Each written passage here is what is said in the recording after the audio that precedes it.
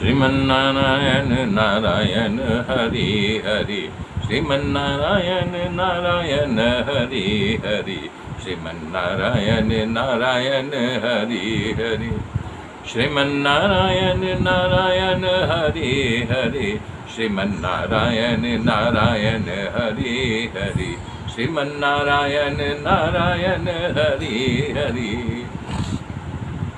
सरस्वती नदी के किनारे ज्ञान और भक्ति दोनों इकट्ठा होती है।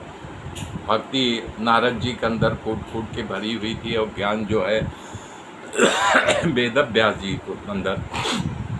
तो उन्होंने कहा कि देखिए आपके अंदर ज्ञान बहुत है। नारद जी समझा रहे हैं, बोले मैं अपने वाणी के सार्थकता के लिए आपको समझा रहा हूँ, जबकि आपके अंदर अकूट ज्ञान है, लेकिन आप भगवान के बारे में कोई कुछ कहा ही नहीं, न तो चिंतन किया न तो लिखा।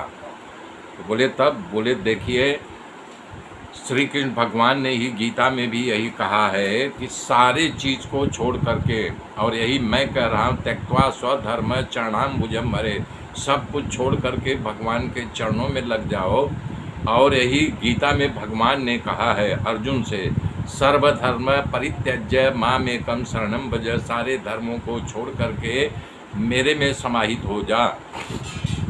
तो इसलिए आप प्रभु की लीला को लिखो, उनका चिंतन करो, और जब आप प्रभु श्री कृष्ण भगवान की लीला का गान करोगे तब आपके अंदर अपने आप शांति आ जाएगी।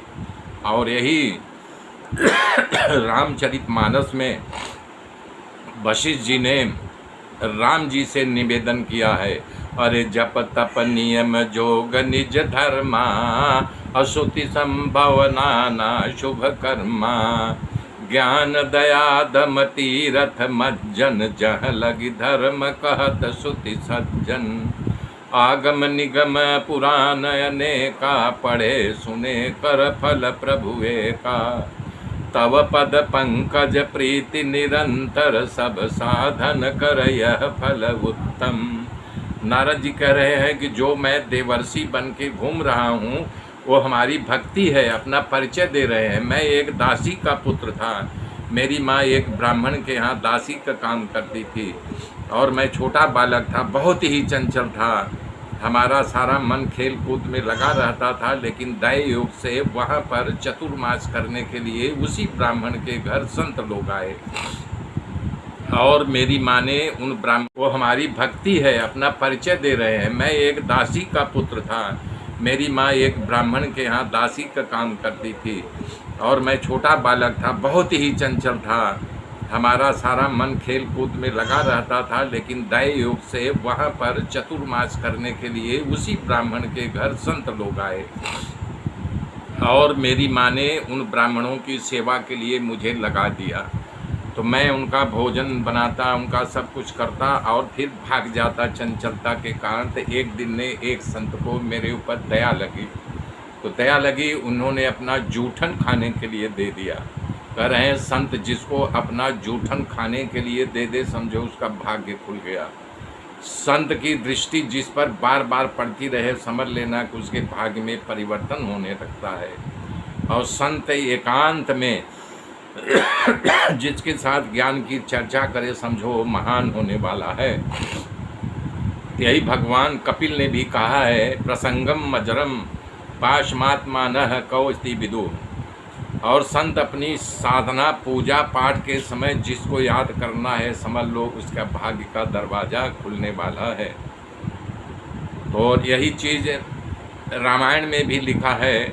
तो बता रहे हैं कि संत जाते जाते मुझे, हमारा मन जो चंचलता नष्ट हो गया, मैं उनकी सेवा में लग गया, और उनकी सेवा जब वो जाने लगे तो मुझे बड़ा दुख हुआ। तो उन्होंने मुझे कहा था कि भगवान का भजन करो, श्री कृष्ण को याद करो, ओम नमो भगवते वासुदेवाय का जाप करो।